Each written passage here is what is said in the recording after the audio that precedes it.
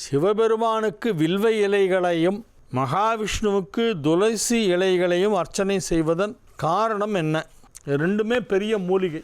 வில்வம் ஒரு பவர்ஃபுல்லான மூலிகை, நிறைய மருந்து அதிலேருந்து தயாரிப்பாங்க.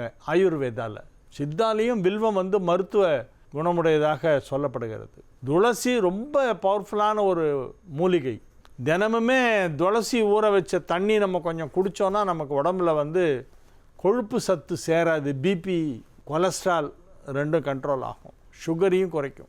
நம்ம டெய்லி நீ துளசி கொஞ்சம் சாப்பிடு, வில்வத்தில் ஊற வச்ச தண்ணி கொஞ்சம் குடி அப்படின்னு ஒவ்வொருத்தரையாக கூப்பிட்டு சொல்லிகிட்டு இருந்தாங்கன்னு வச்சுங்க, யாரும் செய்ய மாட்டாங்க. நான் சொல்கிறது ஒரு 1000-2000 வருடங்களுக்கு முன்பு மக்களுக்கு எப்படி அன்றைக்கி படிப்பு அறிவு எவ்வளோ தூரம் இருந்திருக்கும். கல்வி அறிவே இல்லாத நேரம். ஆனால் மக்கள் அனைவரும் ஆரோக்கியமாக வாழ வேண்டும்.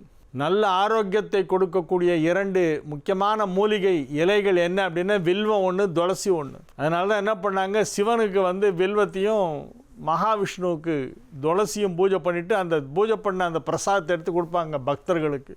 இவங்க அதை அப்படியே வாயில் போட்டு கடிச்சு மென்று சாப்பிட்ருவாங்க. அதில் உடம்பு நல்லாயிடும்.